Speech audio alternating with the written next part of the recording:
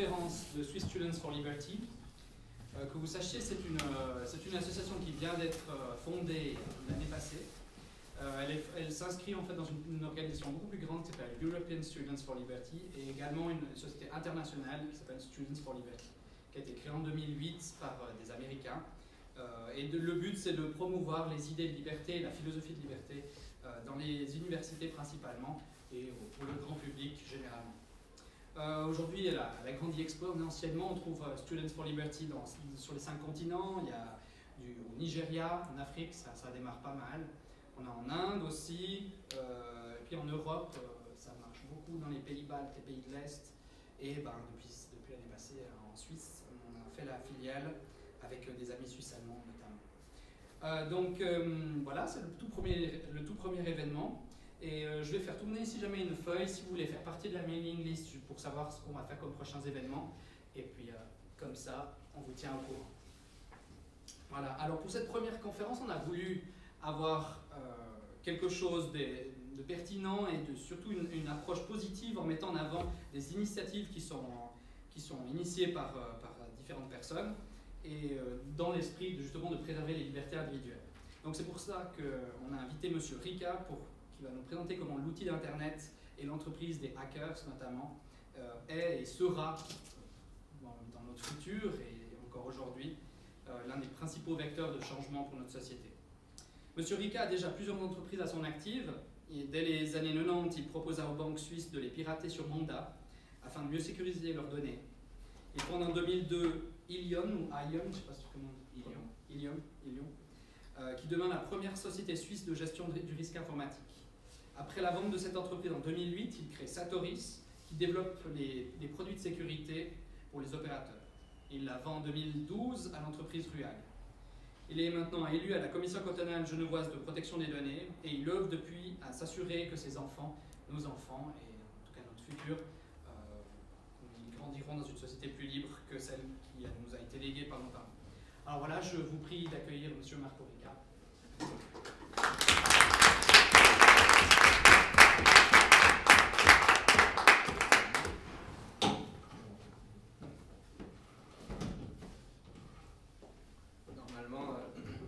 Normalement, on laisse les questions pour la fin, mais je pense qu'on est dans une atmosphère plus conviviale que d'habitude, donc n'hésitez pas à m'interrompre si vous avez des questions sur ce que je dis. Après la présentation, on aura le temps aussi de bavarder. Je ne vais pas parler plus qu'une demi-heure. C'est possible que si je vois certaines choses qui sont plus intéressantes, je saute ensuite quelques slides. On aura l'occasion de revenir dessus. Mon objectif, c'est de vraiment faire ce parallèle entre Internet, la culture Internet et la culture des hackers et la philosophie de liberté. Il y a tellement de choses qui se sont passées ces dernières années. Je suis sur le conseil de l'Institut libéral, il y a beaucoup de penseurs, de professeurs, etc., de gens finalement qui n'ont pas grandi avec Internet, qui ne savent pas, qui ne voient pas à quel point ce qu'ils disent est cohérent avec l'économie numérique, avec l'âge de l'information. Et donc ici, Bastiat, Hayek, Mises, ils ont tous lu Ayn Rand, mais aucun de ces penseurs-là n'avait Internet. Je pense qu'il est temps de réactualiser, remettre au goût du jour et puiser dans cette nouvelle dimension de l'existence pour trouver d'autres exemples qui démontrent la validité de l'idéal de liberté et la rigueur des arguments. Donc voilà, c'est ce que je propose de faire aujourd'hui. Ça fait très longtemps que j'évolue effectivement sur Internet. J'ai fondé plusieurs sociétés que j'ai vendues, surtout dans le hacking et dans la sécurité informatique. Donc je vais commencer par définir, excusez-moi pour les couleurs, il y a certaines couleurs qui manquent, mais je vais sauter du PowerPoint au PDF lorsque c'est nécessaire d'avoir des graphiques, des choses comme ça.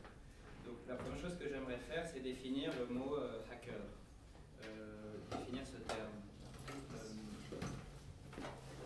Richard Stallman, qui est le fondateur, l'inventeur du GNU, on peut dire le fondateur de l'open source software, les a définis de cette façon-là. Pour moi, les hackers sont ces esprits souverains du 21e siècle, ces Cossacks, ces gauchos, ces explorateurs et ces inventeurs d'aujourd'hui, qui n'acceptent pas qu'on leur dise comment penser et puis qui veulent découvrir les choses par eux-mêmes. Ça se traduit souvent sur un ordinateur, mais c'est pas nécessaire d'être un féru d'informatique pour être un hacker. Si vous avez déjà utilisé une machine à café pour faire du thé, la machine à café est vendue pour faire du café, vous dire non, ça j'accepte pas, je vais faire du thé. Voilà, c'est ça le hacker, c'est le bricoleur. Un entrepreneur est un hacker. Lorsque j'avais 16 ans et que je m'intéressais au hacking, que je disais à mes parents, moi je vais hacker les banques et tu vas voir, ils vont me payer pour faire ça. La réponse que je recevais, c'est qu'est-ce que tu vas inventer que IBM n'a pas déjà fait?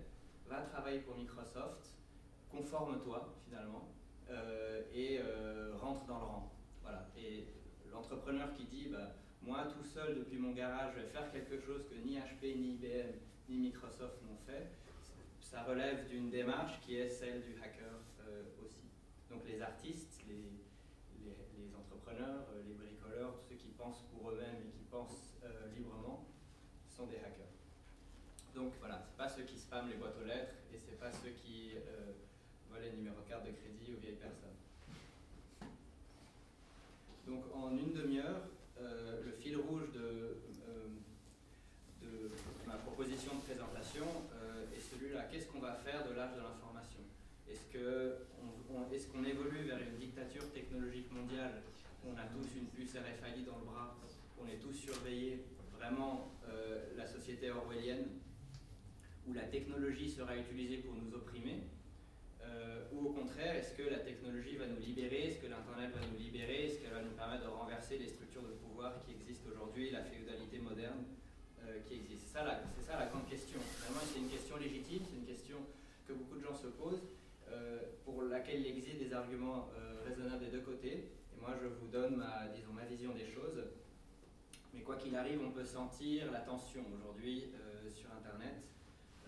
On a d'un côté ces États pléthoriques qui tendent à centraliser et à conforter le pouvoir politique et qui effectivement utilisent la technologie pour nous surveiller, nous contrôler, les passeports biométriques, les caméras de vidéosurveillance, etc. C'est pas nécessaire de citer toute la liste. Et puis de l'autre côté, sur Internet, il y a des groupes qui se mobilisent, il y a des gens qui n'acceptent pas cet état de fait et qui tentent de changer les choses. Donc cette tension existe, la question est légitime, quiconque la balaye en disant c'est sûr qu'on va vers une technologie, une dictature technologique, ou c'est sûr qu'on va vers un siècle de liberté, sans qu'il puisse y avoir la discussion, à mon avis, sont dans une idéologie. La discussion est utile, le débat est pertinent. Donc pour répondre à cette question, je vais tout d'abord essayer de définir Internet. Qu'est-ce qu'Internet? Et la première question quand on définit Internet, c'est de quoi Internet est-il fait? Souvent on imagine Internet fait d'un backbone, une sorte de colonne vertébrale centrale sur laquelle tout le monde se connecte. Et puis c'est facile à surveiller, c'est facile à contrôler, c'est facile à interrompre. C'est pas du tout comme ça qu'Internet fonctionne. Internet, c'est une somme d'accords bilatéraux d'interconnexion, d'accords de peering. Donc depuis le début, Internet s'est constitué comme ça. Lorsque deux personnes estiment qu'il est plus rentable d'interconnecter leur réseau privé plutôt que de passer par les installations d'un tiers pour se parler, alors ils se partagent le coût d'une ligne directe. Et on appelle cette ligne directe un accord de peering. Ensuite, pour le reste, de savoir par où passe le trafic pour parler à Monsieur Dupont ou comment afficher le contenu d'une vidéo, tout ça c'est l'affaire des protocoles. Mais les protocoles aussi sont le fait de choix individuels libres. Rien n'empêche deux parties d'utiliser un protocole différent pour se dire la même chose. Donc Internet, et c'est la première chose à dire, n'est pas un média ou une infrastructure centralisée qui a été planifiée. Internet est lui-même le produit non planifié, absolument formidable, de l'initiative individuelle, libre et unilatérale. Personne n'a vu Internet venir. Je me rappelle encore quand on était enfant, on parlait d'un an 2000 fait de voitures volantes et de robots majordomes. Personne n'a vu venir. En particulier pas les inventeurs de ces protocoles.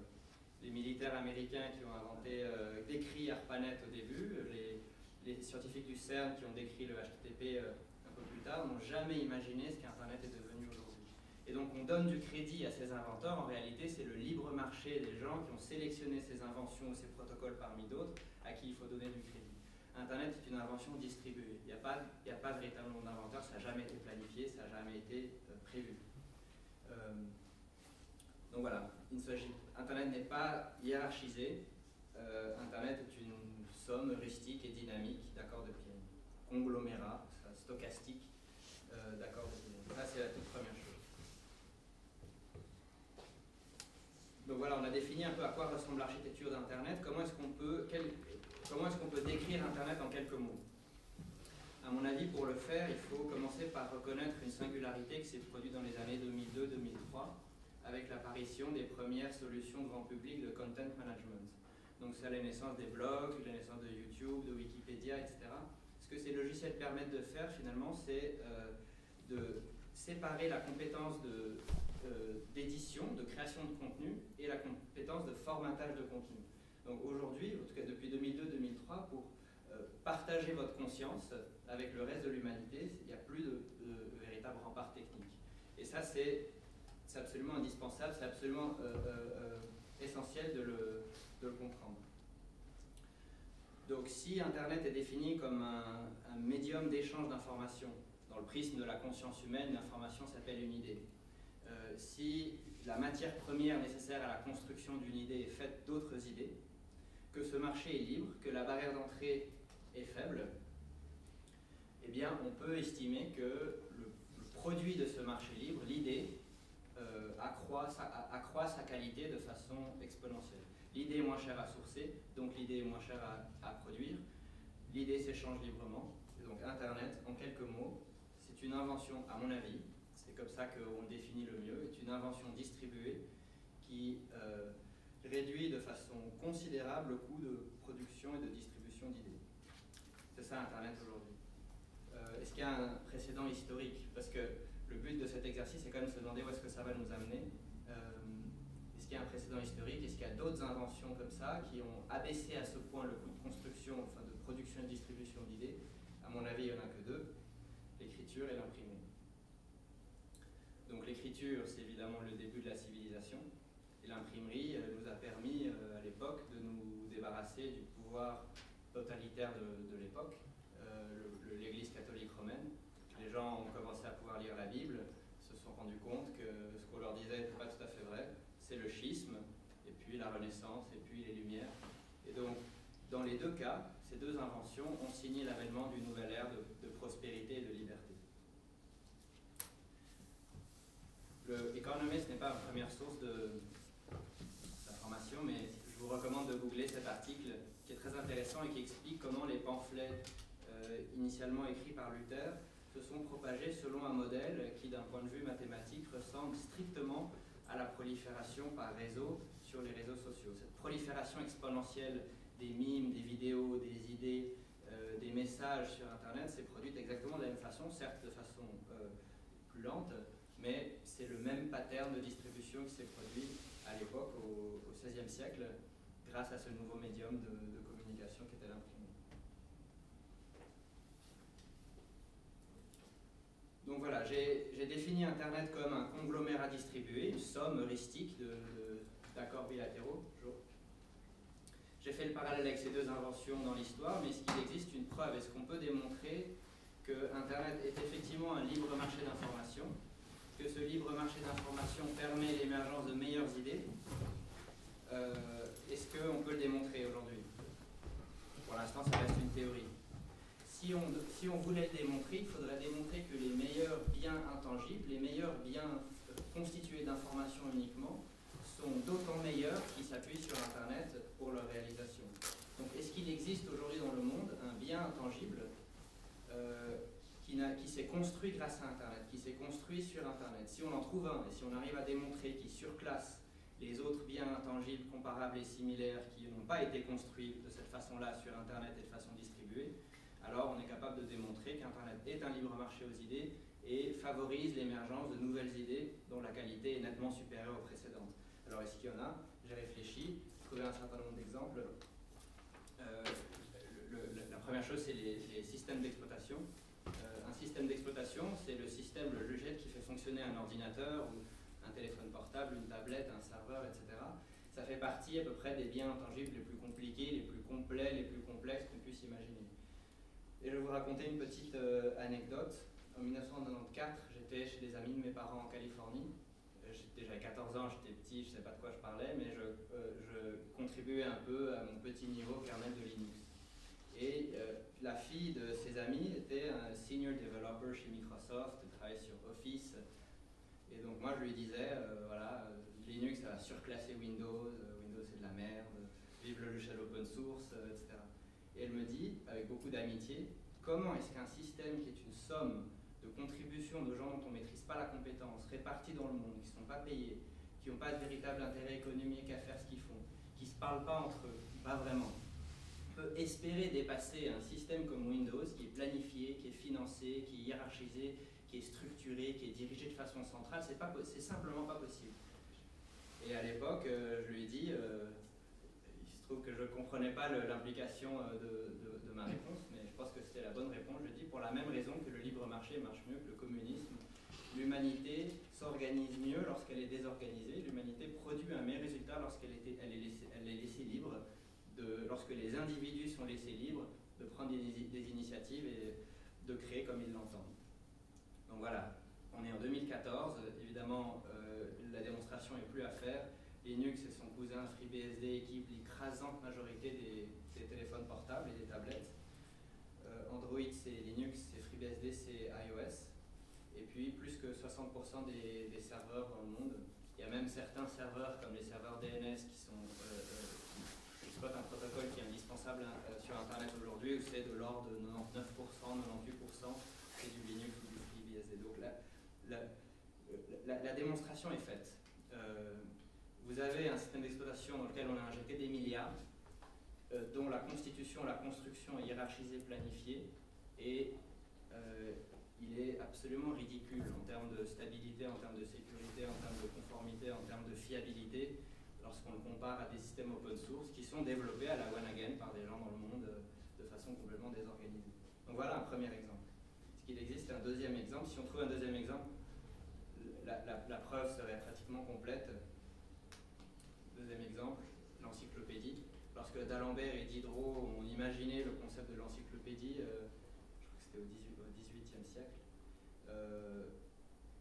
ils imaginaient certainement pas ce que l'humanité serait capable de produire en 10 ans. Donc juste un truc, Wikipédia ça a 10 ans, c'est aussi fiable que Britannica, a fait des études statistiques, c'est aussi fiable que Britannica, ça existe en 180 langues, alors que Britannica c'est une seule langue, et rien qu'en anglais c'est 10 fois plus d'articles.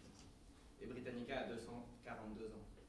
Donc c'est absolument merveilleux ce que l'humanité a réussi à produire en 10 ans, comme ça, par le biais de contributions unilatérales et spontanées, c'est vraiment convaincant. Et vous savez qu'il y a encore un fondateur de Wikipédia, un des cadres de la Wikimedia Foundation, qui dit à ce jour, Wikipédia, le seul problème avec Wikipédia, c'est que ça marche qu'en pratique, ça ne marche pas en théorie. Il dit ça aujourd'hui. Moi, j'aurais tendance à lui répondre que sa théorie est fausse. Mais voilà, la théorie dominante est celle-là, c'est qu'un résultat complexe est mieux produit lorsqu'un comité de vieux sages l'imagine et le planifie.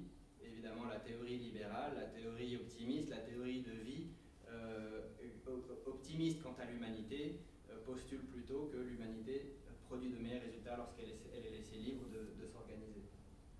Donc, à mon avis, on peut dire qu'on a fait la démonstration aujourd'hui avec Internet. On a fait en tout cas une nouvelle démonstration, s'il en fallait encore une, que d'abord Internet est un libre marché aux idées qui favorise l'émergence de meilleures idées et que l'humanité s'organise mieux lorsqu'elle est désorganisée. Quiconque parle encore de planification centrale doit entendre parler de Wikipédia.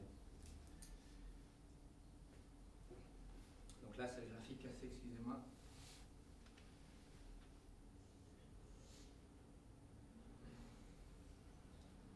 Donc oui, des idées politiques.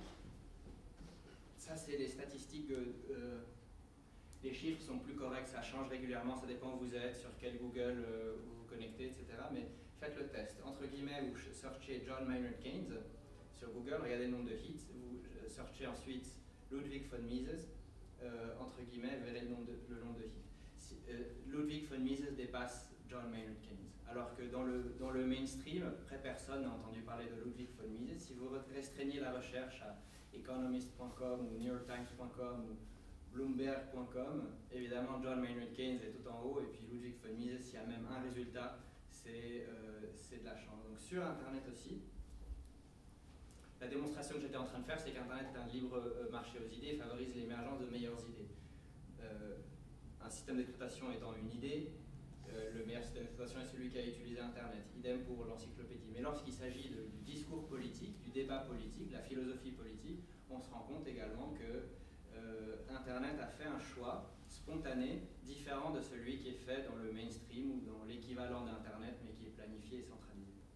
Ce n'est pas une preuve, mais c'est intéressant de le relever.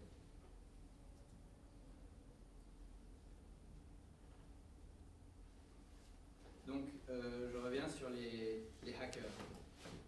J'ai défini le hacker en quelques mots tout à l'heure. Hier, les hackers étaient les étudiants du laboratoire d'intelligence artificielle de MIT, étaient les développeurs impliqués dans GNU, dans les vieux systèmes d'exploitation Unix, et le mouvement Cypherpunks, comme il était appelé à l'époque. Aujourd'hui, les hackers se reconnaissent plutôt autour des termes de crypto-anarchisme, logiciel open source, Anonymous, mais les valeurs sont restées les mêmes. Donc l'idéal de partage d'informations, la liberté de recherche, l'hostilité au secret, l'hostilité envers l'autorité, le focus sur la rationalité, et puis cette espèce d'espièglerie qui caractérise également les esprits libres.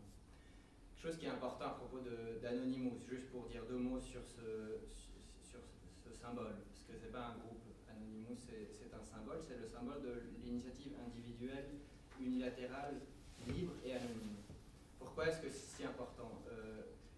Pourquoi est-ce que l'anonymat est si important? Pourquoi est-ce que personnellement je défends l'anonymat à ce point, au point d'aller me mettre sur un comité là, cantonal et puis expliquer à mes camarades commissaires que le danger vient de l'État qui surveille, de l'État qui prélève l'information, de l'État qui identifie les citoyens de façon formelle.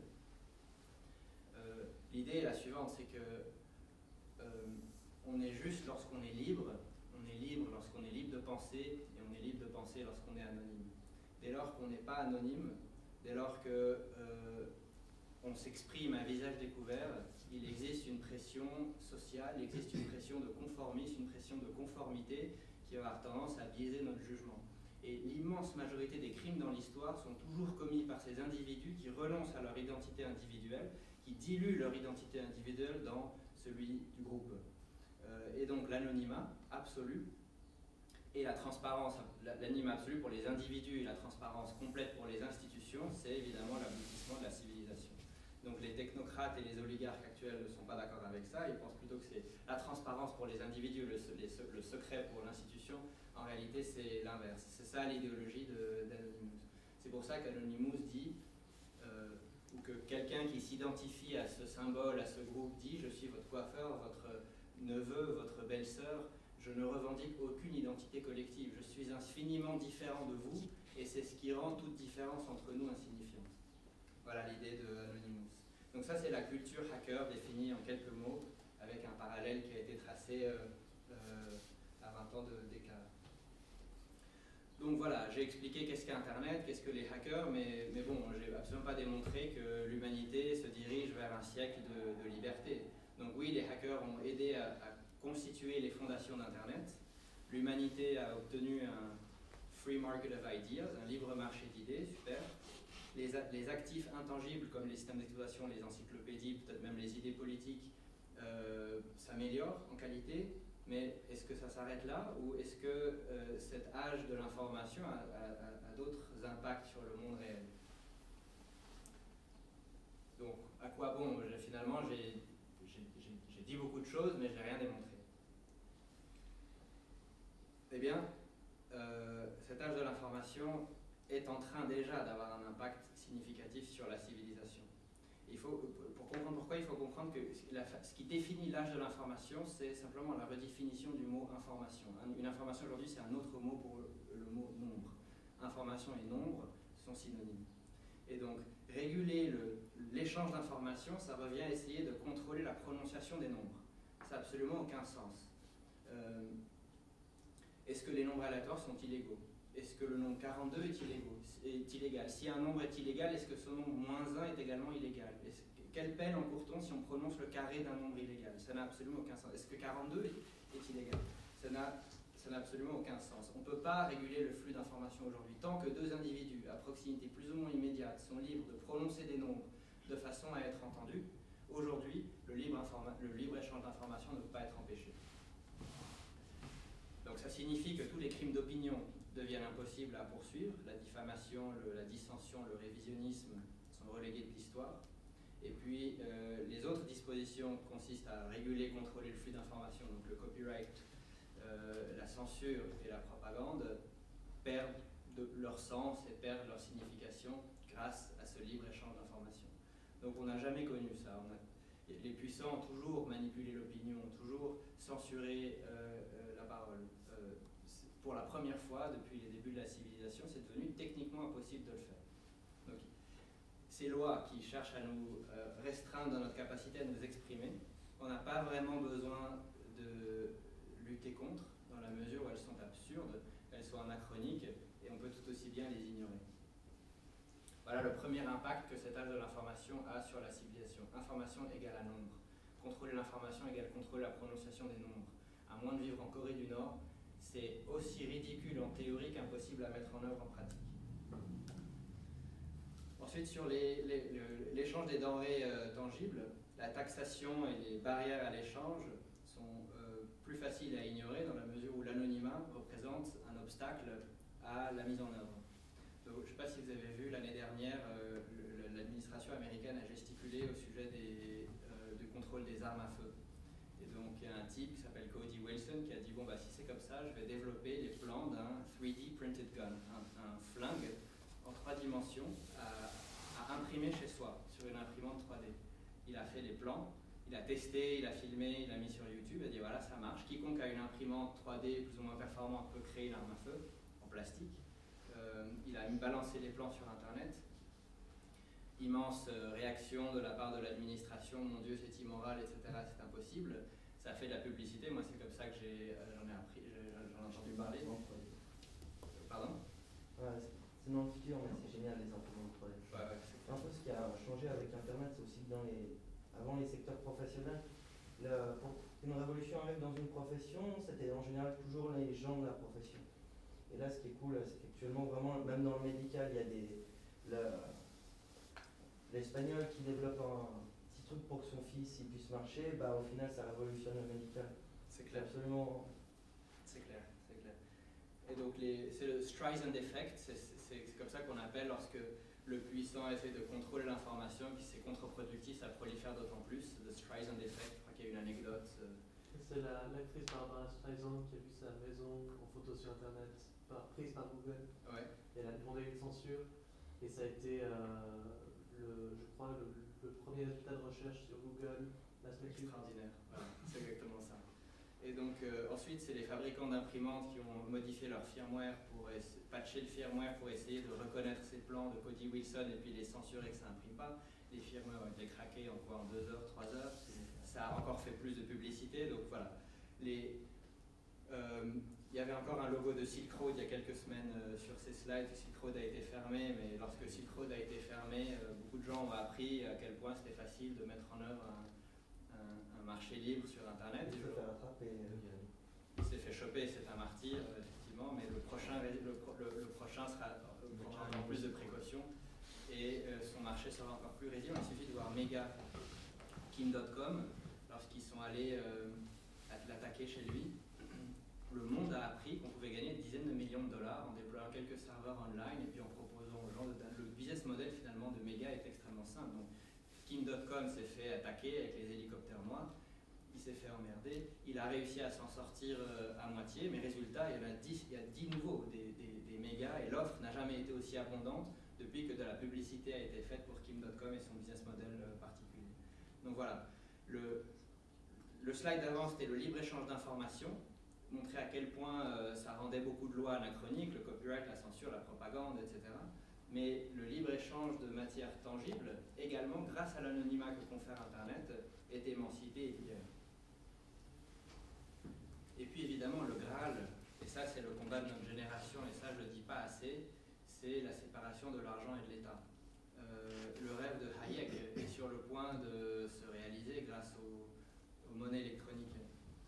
J'aime bien cette phrase de Rothschild, donne-moi le contrôle donne-moi le contrôle de la monnaie utilisée par un peuple et j'en ai rien à faire de qui fait les lois. Je pense qu'il avait la création monétaire revient dans les mains du souverain, dans les mains du peuple, eh bien, on peut ignorer les lois de la même façon. Et donc c'est évidemment la société libre, libérale, idéale, l'individu est souverain. Et donc c'est le combat de notre génération. L'épicentre, la colonne vertébrale du néo-féodalisme, c'est évidemment le système fiduciaire, le système monétaire mondial et fiduciaire. Et pour la première fois, on a la capacité de renverser ce type de structure. Donc quand je dis ça à des gens qui ne sont pas forcément des libéraux, ils me disent « ouais mais que tu rêves, c'est la première chose que le souverain fait, il élabore un hymne national, il fait un drapeau et puis il presse sa monnaie. » Certes, c'est ce qui doit changer et c'est ce qui va prochainement changer. Donc je ne sais pas si c'est le Bitcoin qui l'emportera, je m'attends encore à voir des nouvelles attaques de la part des institutions contre les exchangers de Bitcoin. Je pense qu'ils ne sont pas étrangers aux troubles qui se sont produits chez Mongox, même si ce dirigeant-là n'a pas été à 100% honnête. Est-ce que c'est le Bitcoin qui gagnera? Est-ce que c'est le Litecoin? Est-ce que c'est ce protocole-là? Est-ce que ce sera le suivant? Je ne sais pas. Mais un système monétaire, pour reprendre les mots d'Hayek, est un système d'information. La seule raison pour laquelle on a besoin d'argent, c'est que si je suis un pêcheur et que je veux acheter des chaussures et que le cordonnier n'a pas besoin de poissons, eh bien j'ai besoin d'une tierce partie qui puisse servir d'intermédiaire. C'est le principe du moyen d'échange. Ce système d'information-là aujourd'hui existe dans le monde. La monnaie n'a absolument plus aucune raison d'être contrôlée par une administration pléthorique centrale qui relève du crime organisé, de la fraude. Donc avant le Bitcoin, c'était le Liberty Reserve, c'était le e-gold. Il y a eu un certain nombre de tentatives.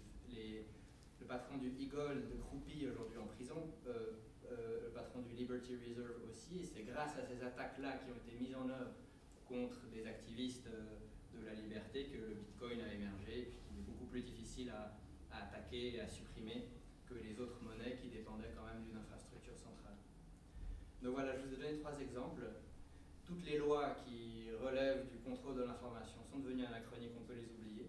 Toutes les lois qui encore aujourd'hui nous embêtent et nous empêchent d'échanger librement, d'acquérir toutes sortes de dispositifs, de produits, de faire du commerce dans le monde grâce à l'anonymat, grâce à des technologies comme l'imprimante 3D, c'est également relégué de l'histoire. Et la colonne vertébrale de la tyrannie moderne, le système monétaire fiduciaire, est également en train de disparaître, ou va disparaître, on va pouvoir le faire disparaître grâce à ça.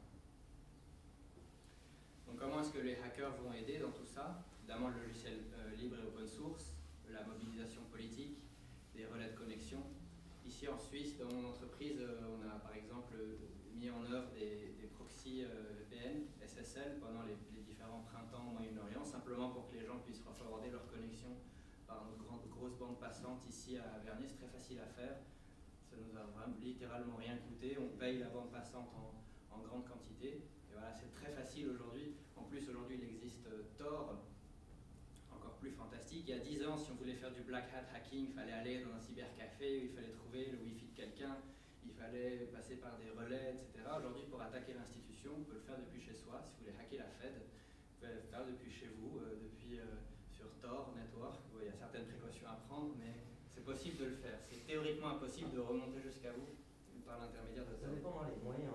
Si vraiment quelqu'un est motivé sur le réseau Tor, puisque on sait que maintenant environ 23% des relais Tor, c'est aussi comme ça que Wikileaks est une partie de leurs documents, mais sont utilisés par sont mis en place par des services d'État. On sait qu'à partir d'un certain montant, selon notre route qu'on va prendre dedans, ce sera possible de... C'est vrai, si les moyens tendent vers l'infini, la probabilité de succès tend vers 100%. Personne n'a des moyens infinis. Il existe une telle asymétrie entre votre facilité à dissimuler votre connexion et leur difficulté. Il faut vraiment avoir une emprise globale. Il faut vraiment pouvoir tout regarder s'il s'agit de cibler un individu. On peut choper des trucs au hasard, comme Wikileaks y font. On met un node Tor, on regarde ce qui passe, on chope des trucs au hasard. Mais si je veux vous cibler vous, savoir ce que vous faites, il faut des moyens qui sont absolument considérables. C'est rédhibitoire. C'est comme la cryptographie. En théorie, si on a une puissance de calcul infinie, on peut casser toutes les clés. Mais la cryptographie forte et bien implémentée est un barrage, un rempart contre la NSA.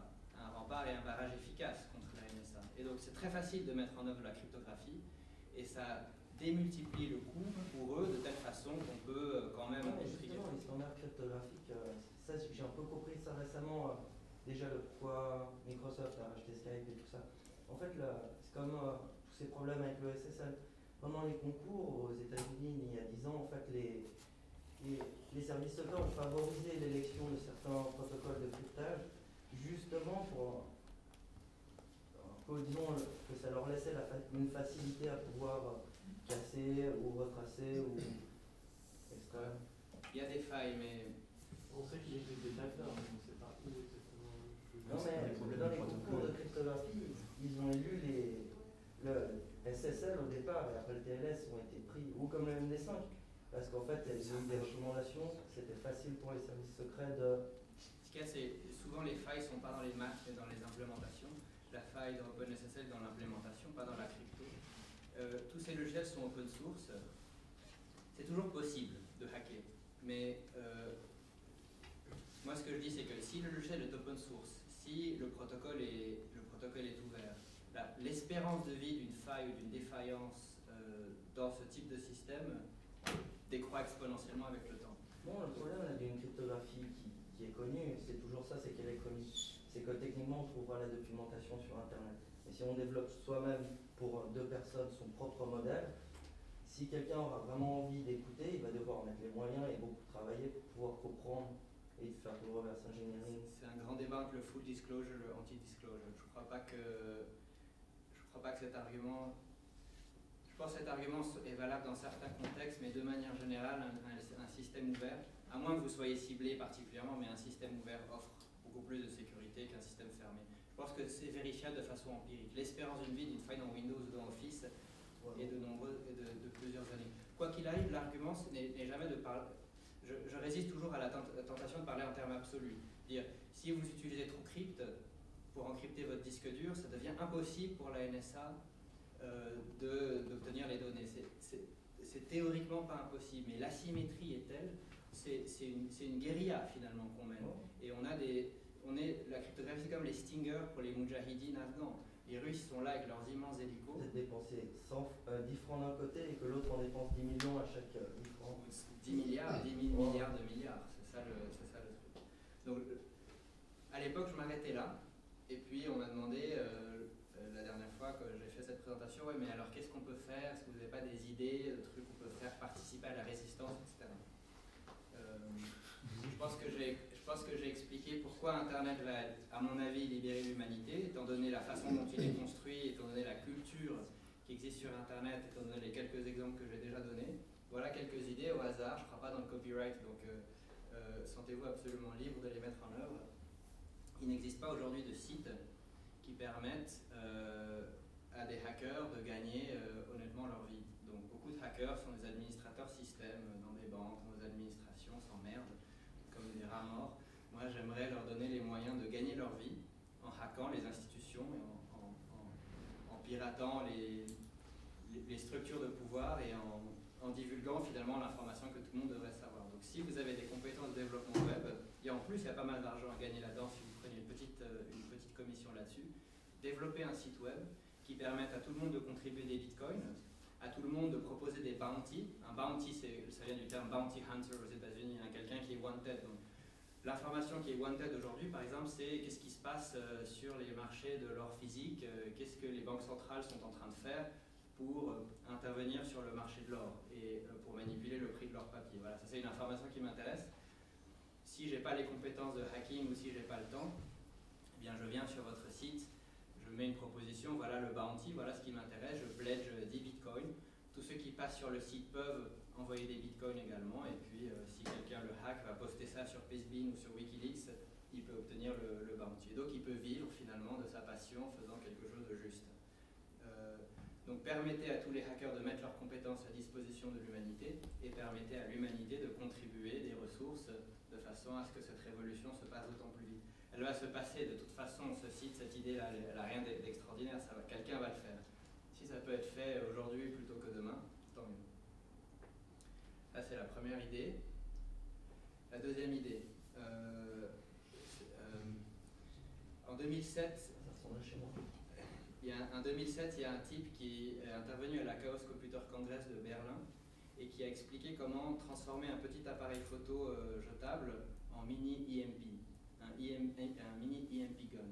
Un EMP gun, ça veut dire Electromagnetic Pulse Gun. c'est un device qui va émettre un dirac électromagnétique et qui va avoir pour effet de créer une surtension sur les transistors des circuits électroniques à proximité. Donc avec un EMP gun, je peux brûler, mais de façon complètement invisible, pacifique et non violente, n'importe quel circuit électronique. Et donc lui, il a décrit un petit device comme ça, il dit prenez un appareil photo, enlevez le flash et tout ça, et réutilisez le circuit électronique, mettez une antenne et vous pouvez brûler, comme ça vous pouvez détruire les puces RFID dans les passeports, les puces RFID dans les t-shirts, dans les livres, qui sont utilisés pour nous identifier et pour nous suivre. Donc moi j'ai vu ça, je suis allé acheter des appareils photo jetables, un petit fer à souder, j'ai testé le truc, ça marche. C'est un petit device avec deux capacités à 200 volts, et c'est très simple et on arrive à brûler n'importe quelle puce RFID. Ensuite j'ai cherché des plans d'un EMP gun plus conséquent et j'en ai trouvé, ça existe. Donc j'ai pas personnellement le temps, mais c'est des choses que je partage évidemment avec énormément de plaisir.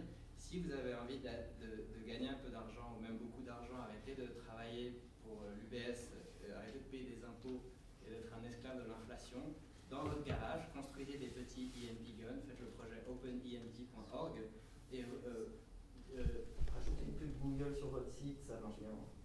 Ouais. Et c'est bien connu, ça peut être une solution, mais l'idée c'est que quelqu'un construit ce device, le teste, filme le truc, mette sur YouTube, qu'on voit si ça marche ou pas, voir à quelle distance on peut brûler. Il y a tellement de circuits électroniques qui demandent qu'à être brûlés. Ils crient brûlez-moi, brûlez-moi. Et donc qu'on teste, qu'on regarde si ça marche, qu'on mette les plans à disposition, que les gens puissent travailler, améliorer les circuits, et puis construisez vous-même le circuit, vendez les devices, $400, $500, 3 fois le prix de fabrication, peu importe. Ça aura beaucoup de succès. Donc voilà, 2 petites idées gratuites qui n'ont rien d'extraordinaire, mais c'est ce genre de petites choses, ce genre de petites initiatives qu'on peut mettre en œuvre individuellement depuis son garage et qui ont le potentiel de changer le monde, exactement comme Cody Wilson et son 3D gun. Ces pistolets électromagnétiques là, mais ça arrête le fonctionnement d'un ordinateur en déclenchant des ordres ou ça détruit matériellement les transistors? Ça détruit matériellement le transistor. Donc ça dépend de la surtension. Sur le petit device que j'ai fait, j'ai testé sur des calculatrices d'interdiscount à 5 balles. Il y en a la moitié, ça les reset, et il y en a la moitié, elles ne s'allument plus après. Donc ça dépend de la surtension, ça peut brûler le transistor ou ça peut créer des erreurs. Je ne suis pas un spécialiste pour répondre précisément, mais dans ma petite expérience, je me rends compte que si le signal est assez puissant, ça détruit le transistor, ça détruit le circuit électronique de façon définitive. Donc l'idéal, ce serait que chaque ménagère de moins de 50 ans, chaque vieille dame ait un petit EMP gun dans son sac à main. Et puis quand on passe à côté de ce genre d'ignominie, là, on fasse ce que n'importe quel citoyen responsable devrait faire. Non, mais c'est les couper, les revendre. Il y a des poteaux comme ça et ils valent une fortune. De quoi? Les trucs de caméra? Ouais, là derrière, il y en a aussi, sur un poteau, il y a de l'éclairage LED, le Wi-Fi, des caméras. Au final, si quelqu'un a faim, ça va derrière. Ouais, voilà, mais je pense qu'on est d'accord.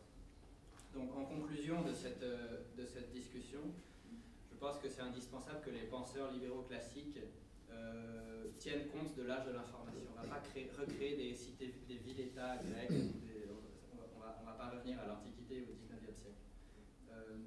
L'Internet est congruent de la culture hacker. Et on a grandi avec ça, même si on n'en a pas conscience. Ce sentiment violent de souverain qu'on ressent tous, que notre corps et notre pensée nous appartiennent, est d'autant plus fort qu'on a grandi avec et sur Internet. Et ça, c'est un sentiment qui est profondément libéral, évidemment. Les produits de l'Internet et l'Internet lui-même sont des démonstrations éloquentes de l'action individuelle libre. Quiconque parle encore de planification centrale doit entendre parler de Wikipédia, de Linux, de FreeBSD. C'est des exemples qui sont éloquents, qui sont pourtant jamais cités dans le discours libéral. Et je le regrette, c'est pour ça que je le fais. Des scandales comme celui de Snowden, de la NSA, etc. sont des bonnes choses parce que ça accélère la sécurité et la vie privée comme facteur de compétitivité. Aujourd'hui, lorsque vous achetez une voiture, vous tenez compte, enfin lorsque le consommateur lambda achète une voiture, il tient compte de la sécurité de cette voiture. Des voitures qui explosent spontanément sur l'autoroute, personne n'en veut. Il y a des crash tests, c'est un véritable facteur de compétitivité. Dans le software, c'est pas du tout le cas. Il y a le time to market, il y a le user friendliness de l'interface, il y a la fonctionnalité, tout ça c'est des critères, mais la sécurité sécurité et la vie privée ne sont pas des critères. Aujourd'hui, depuis l'affaire Snowden, c'est un peu différent. Vous avez une boîte suisse qui s'appelle Voilà, qui a fait copy-paste le business model de Dropbox, qui est complètement hosté en Suisse, dans le data center sous la montagne de l'Oberland bernois. Et voilà, leur chiffre d'affaires explose parce qu'ils proposent la même chose que Dropbox, sauf que les données sont sûres, sont en Suisse, ils n'ont pas les clés de crypto. C'est sûr que c'est tout en Suisse, les serveurs. Je crois. Ça a été racheté par Seagate. Par la comprendre que ça. Ah ouais. En tout cas, le software est open source. Ouais. Le software open source, ils n'ont pas la capacité de décrypter. Ouais, ça je sais, mais ça a quand même été, pour moi c'est parti maintenant sur des serveurs hors de Suisse. Hein. Okay. C'est ce que j'avais eu comme nouvelle, j'avais justement commencé à être un peu hésitant par rapport au service de Voilà. Mais bon, Okay. c'est vrai que derrière ils peuvent même pas récupérer le mot de passe, ouais, ils n'ont pas les clés. Ouais. Autant pour moi si c'est pas en Suisse, mais si c'est effectivement pas le... Si vous avez raison, et que demain il y a un Voilà 2 qui vous dit c'est vraiment en Suisse dans le Borland bernois, peut-être que ça va avoir cet argument marketing, cet argument commercial va avoir plus de succès. C'est ça ce que je veux dire, c'est que demain un Facebook qui viendrait en Suisse, peut-être qu'il a plus de chances de réussir si c'est le seul argument qu'il a en plus. C'est en train de devenir, c'est devenu un facteur de compétitivité comme dans le monde tangible. Alors que moi pendant des années, je me suis époumoné à expliquer à mes clients mais pourquoi vous achetez des logiciels dont vous savez qu'ils sont vulnérables? Pourquoi est-ce que ce critère-là ne rentre pas dans votre choix? Pourquoi est-ce que l'acheteur ne regarde pas, que ça ne fait pas partie de la checklist? Et voilà, c'était le cas, c'est en train de changer. Et finalement, l'Internet émancipe la conscience humaine, permet l'émergence d'individus libres et auto-réalisés. Voilà. Merci beaucoup pour votre attention et puis on peut poursuivre la discussion autour d'un verre de jus.